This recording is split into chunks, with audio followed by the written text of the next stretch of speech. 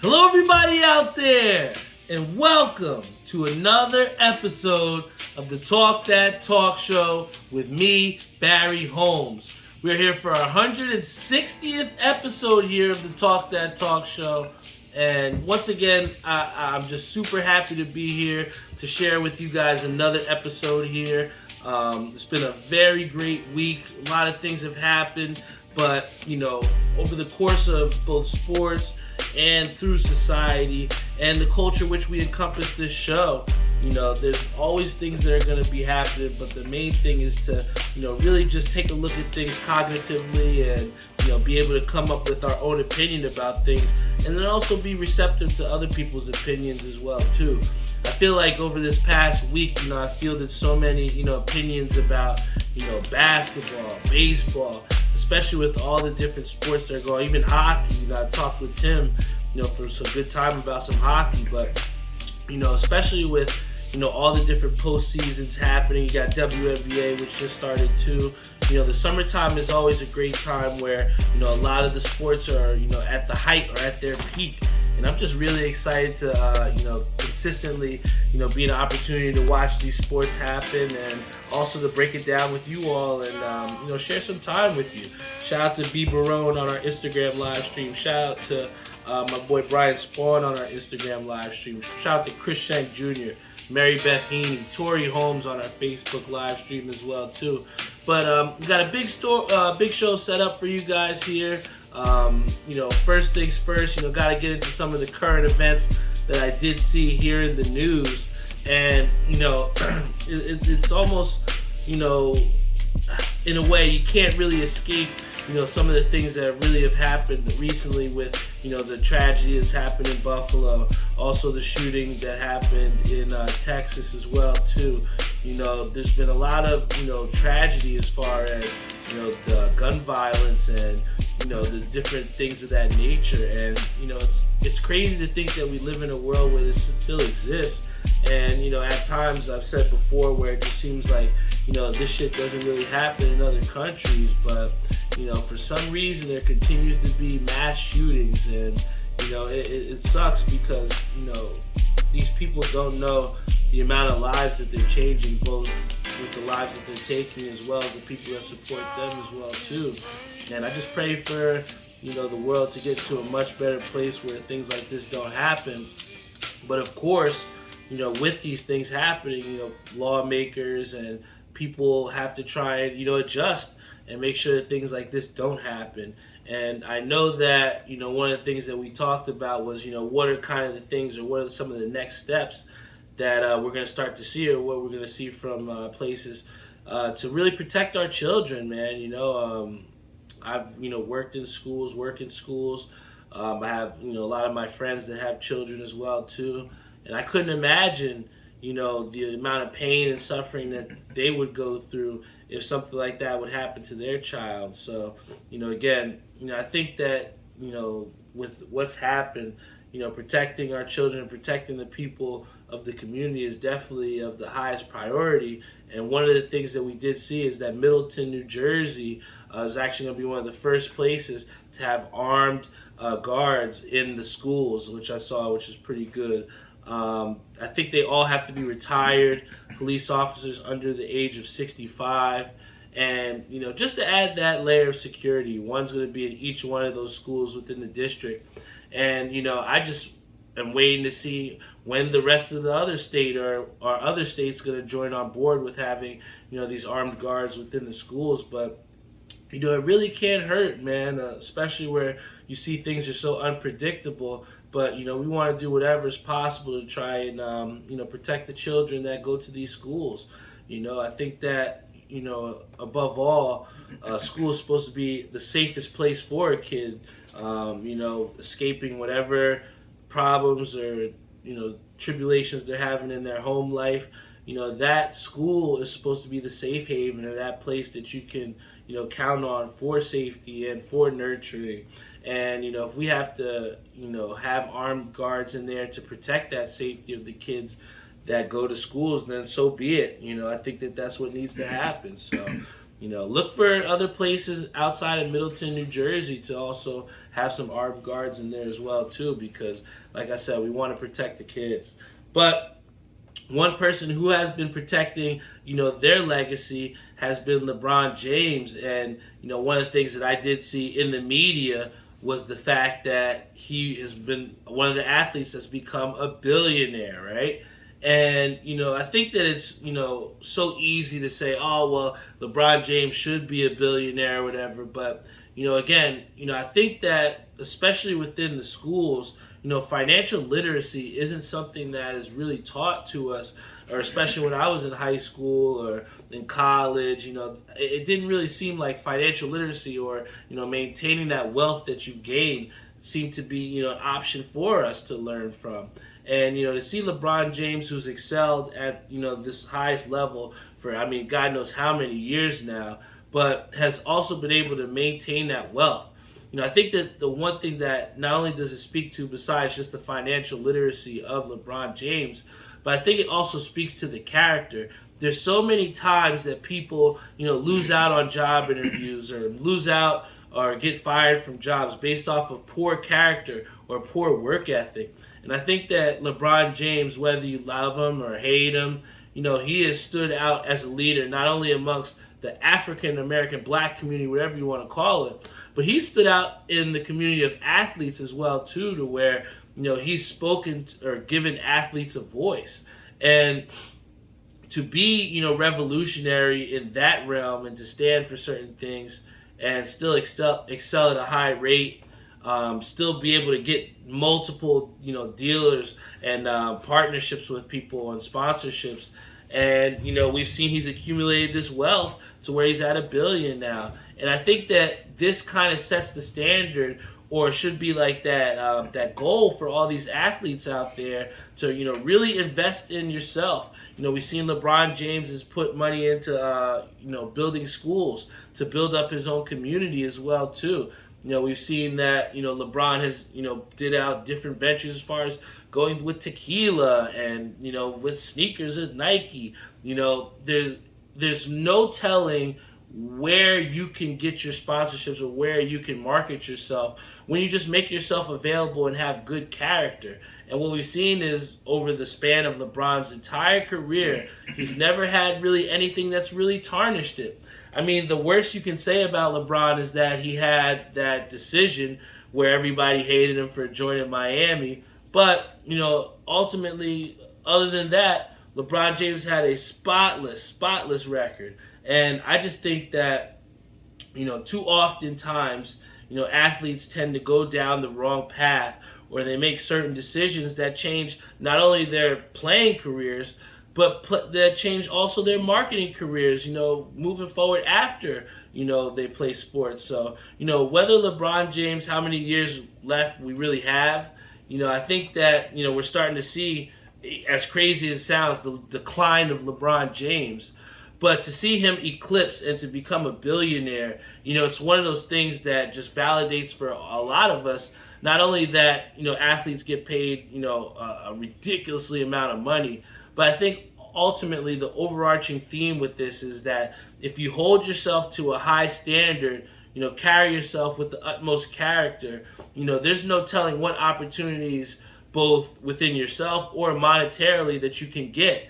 And LeBron James is taking full advantage of that, and that's put him into billionaire status. So, who knows if I'm going to be a billionaire? Who knows if I'll be a millionaire? But I think what LeBron James does show is that a kid from Akron can become a billionaire just like some of the rest of the other people out there. So I might not be able to shoot a basketball as well as LeBron James, but what I can do is market myself to the best of my abilities. So, I'm going to try and continue to uphold myself to the highest character, because like my mom says before, you never get a second chance to make a first impression, So, just try and, value every interaction that you have and just give people the time that deserve it, And I think that that's what LeBron James has done throughout his career, and that's why he's a billionaire.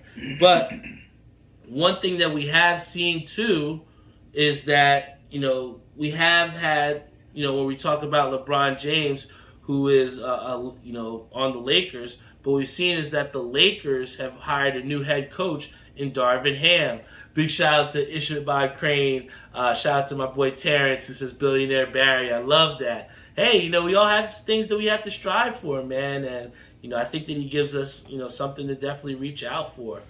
But, one thing that we did see was that Darvin Ham has become the head coach of the Los Angeles Lakers.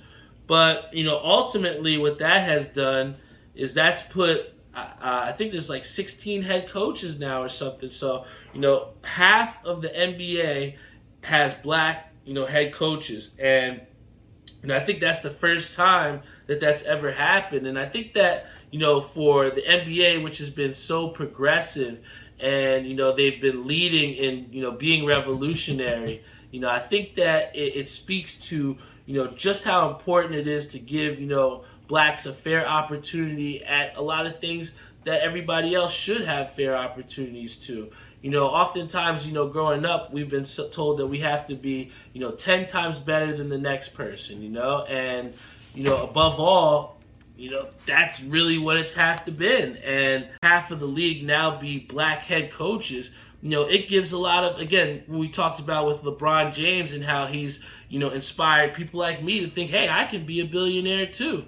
But, along the same times, people that think that they could be head coaches now realistically might think that they have a chance at being a head coach, I think that it provides great hope for a lot of kids out there that even if you're black, white, whatever, you can be a head coach. And there's no ramifications or there's no things that can stop you from being that. But, when you look at it on the flip side, you have the NFL, who is 70% made of black athletes, okay? There's 70% of the league, quarterbacks, running backs, whatever, anybody that suits up in a uniform for the NFL, 70% of those players are black. Now, how is it that 70% of the league is black, but we only have 3 head coaches? And I think that that's crazy, man, to benefit so much off of, the performance and the high performance of these black athletes, but yet at the same time, we can't give those head coaches the same opportunities as like an NBA does. We've even had a rule in place, the Rooney Rule, to try and force NFL teams to give black head coaches a chance at winning an opportunity at a job. But, we just seen that it just seems to be a rule to kind of get people away from the overarching theme that there are not enough black head coaches in the NFL. And if someone like the NBA can get it right and making half the league, have half black head coaches, there's no reason why that in a 32-team NFL league that there's only 3 NFL black head coaches when 70% of the league is made up of black athletes. And if you don't see a problem with that, then I don't know what else to tell you. But also another thing that we have coming up, we talked a little bit about before it, Rolly Romero versus Gervonta Davis. That ended up in, like we said, fireworks. I got it wrong with, Rolly, but I did get this round right. But, what we saw was Rolly Romero, when asked what he thought his next fight wanted to be, he wants Gervonta Davis again.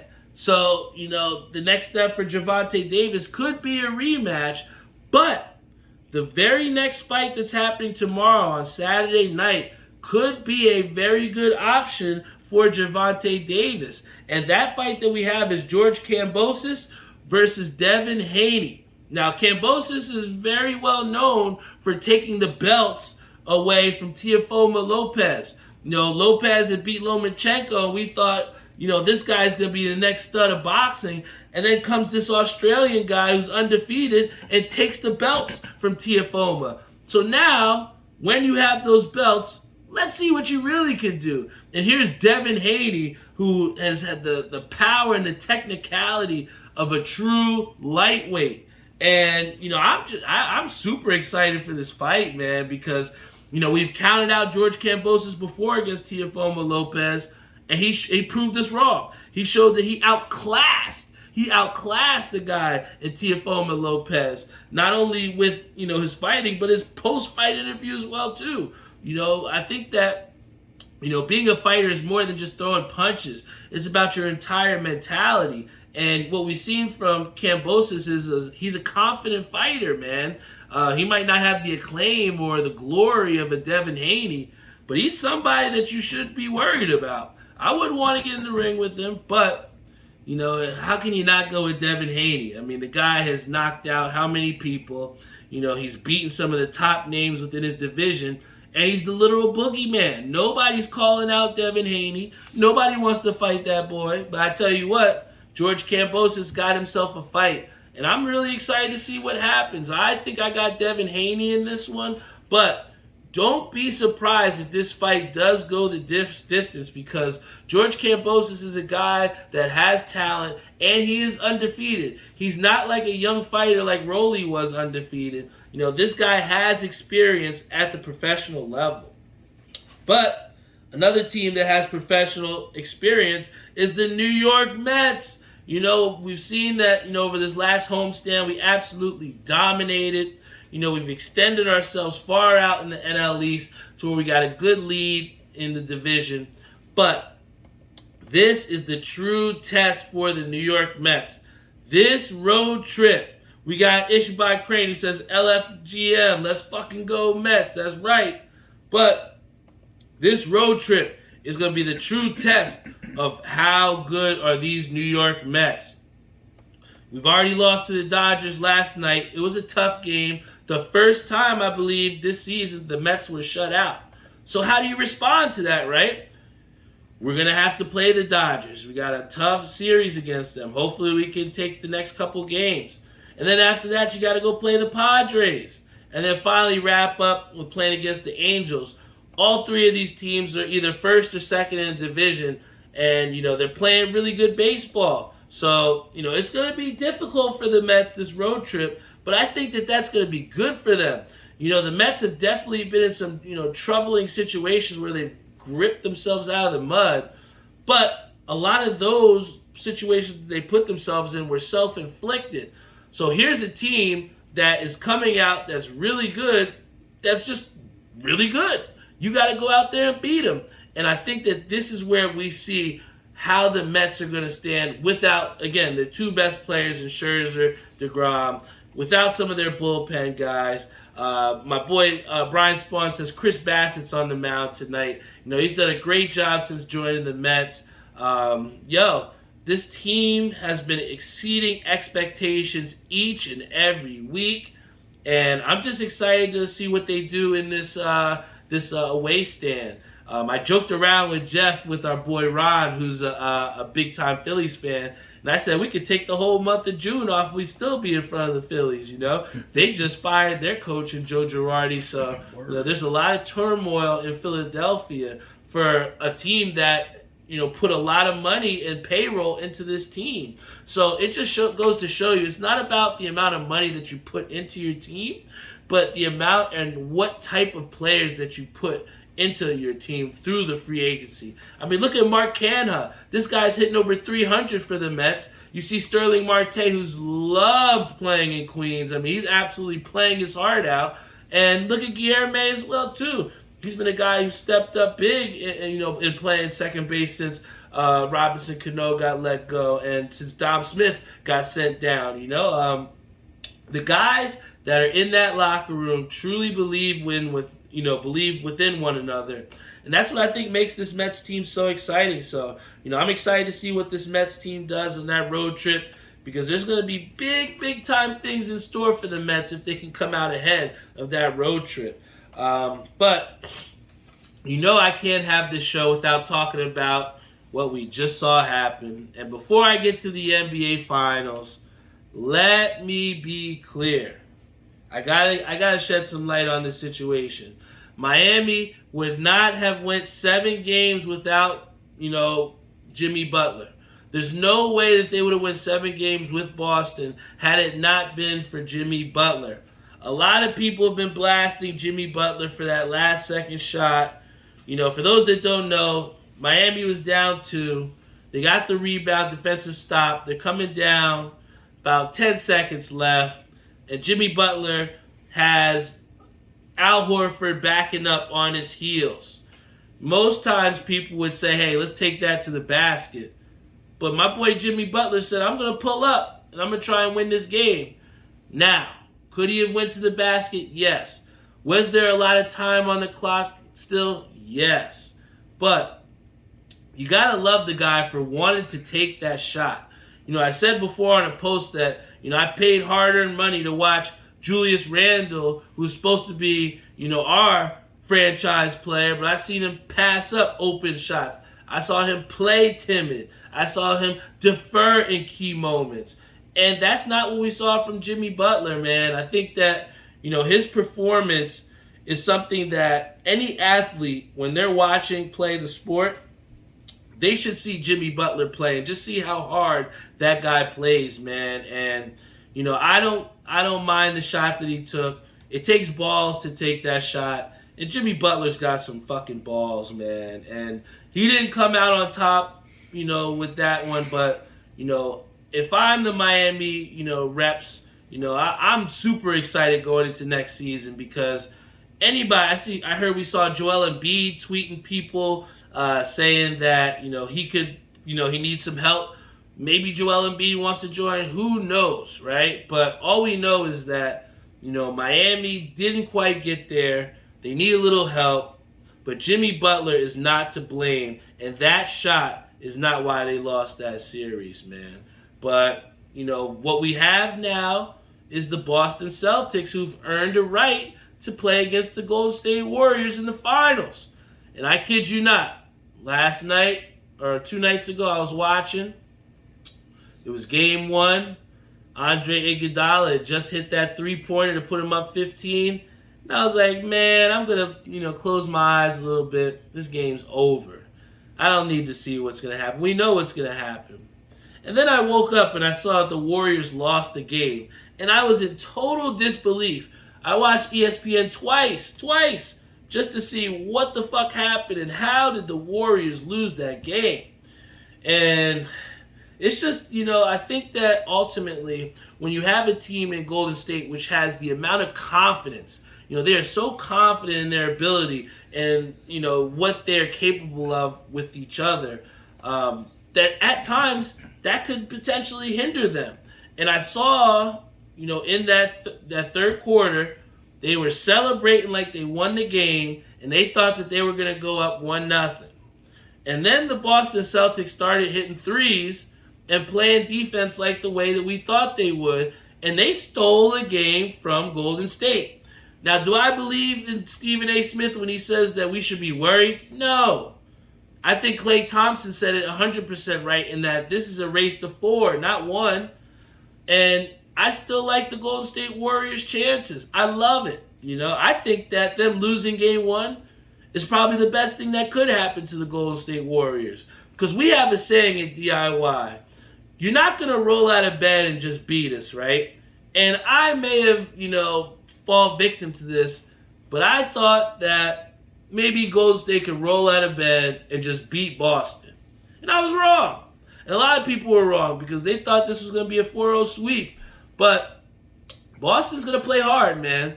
I still don't think that they're the best talented team in the NBA, but they're in the NBA Finals for a reason. Because it's not about if you have the best talent. Because if that's the case, then Brooklyn would have been there. This is not about having the best talent. It's about how well does your team play together. Torrey says about Al Horford kicked up. That's veteran leadership. That's somebody that, hey, he may not have NBA Finals experience, but the guy's had countless regular season experience, right? So, the team cohesion and how well your team plays really will dictate your success when it gets down to championship time, when it gets down to do or die. And that's why I like my team DIY when we're coming up against America's Most Wanted. We got a do or die match. I just found out that I made the lineup. My brother's going to be an alternate. Guys, this is everything that we've worked up for, leading up to the end of this season. Nobody really gave us a chance. They said that we didn't belong in the division. They said that we were rookies, and we've knocked off team after team after team. And now we sit 18 points out of a playoff spot in the toughest division in the country. All right? I'm excited.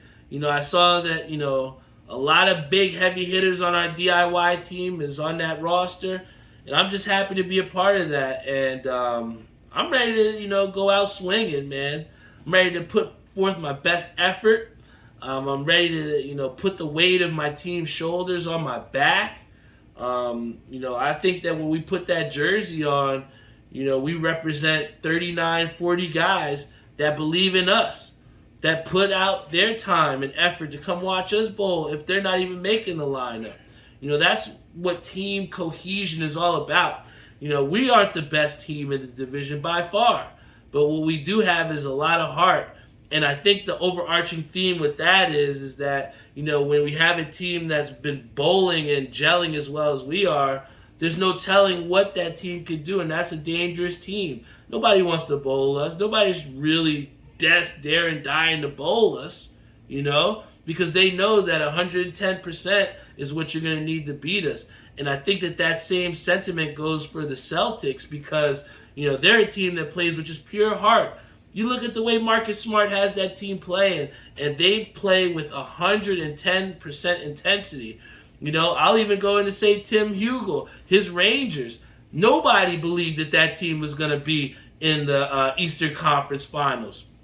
Nobody even thought that team was going to be in the playoffs. They were supposed to be part of a rebuild, all right? But what the Rangers have done is that even being down, 3-1, 3-2 in that last series, they came back and showed that, you might have had our number earlier, but we're coming after you. And, what we've seen with the Rangers is that power play has been absolutely deadly.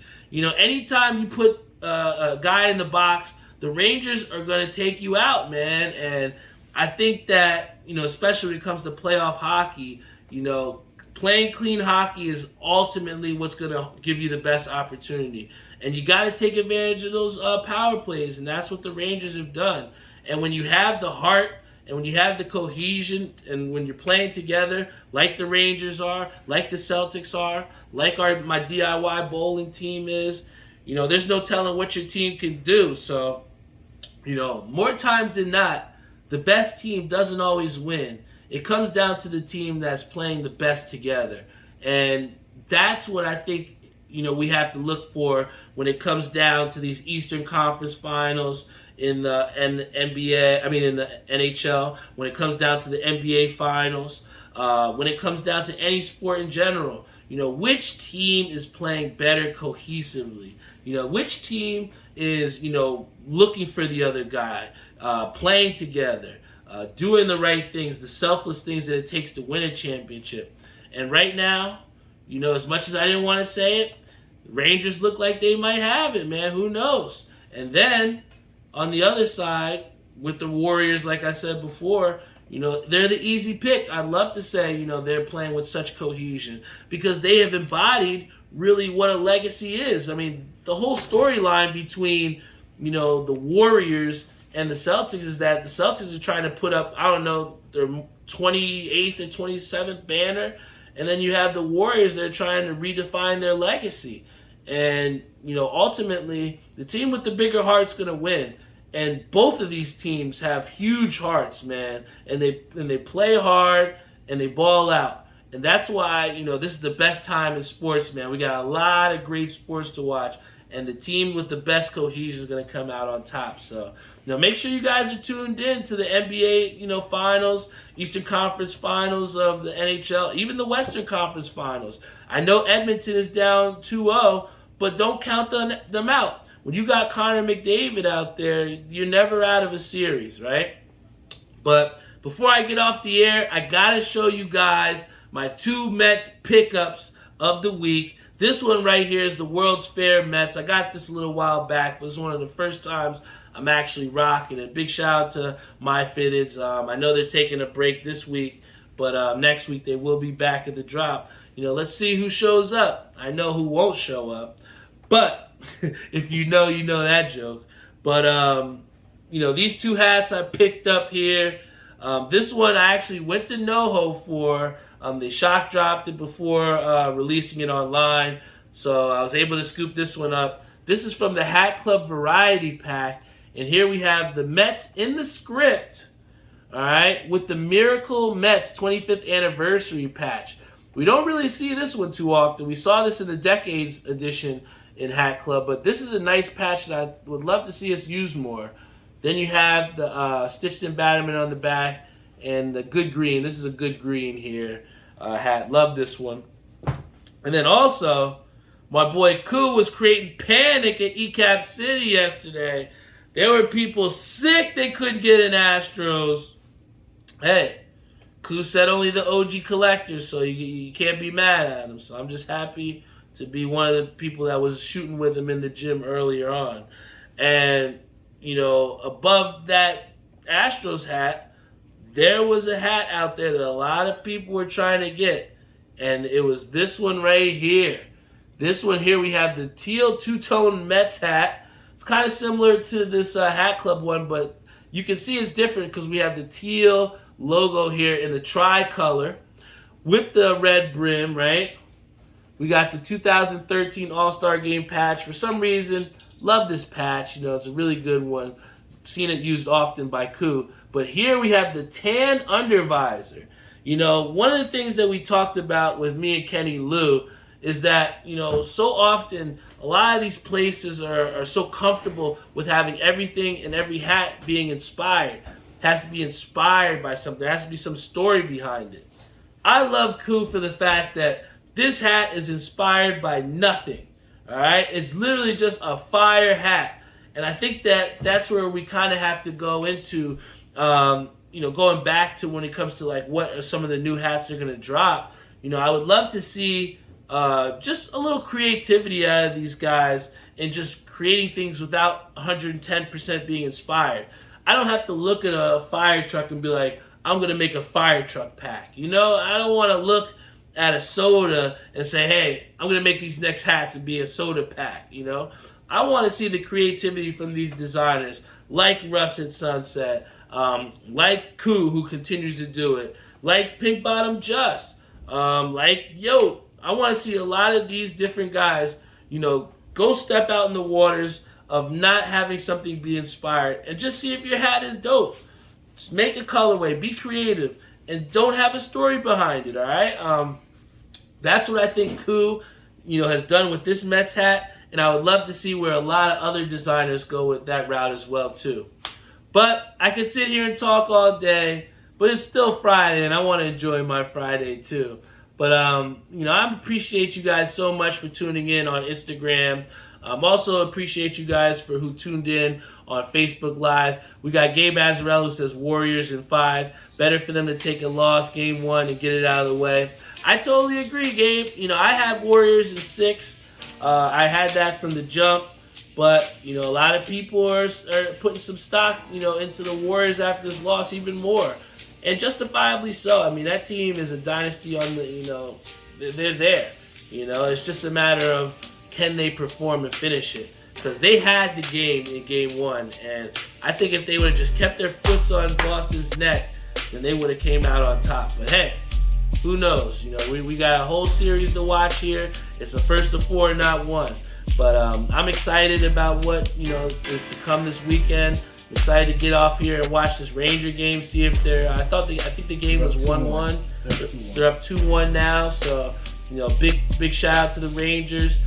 I'm a Devils fan, but hey, you gotta support the metropolitan area. So, Tim, for now, you have my Rangers support, all right? Except the Yankees. But, yeah, except the Yankees. I'll never wear pinstripes. Ever. I can never root for the Yankees.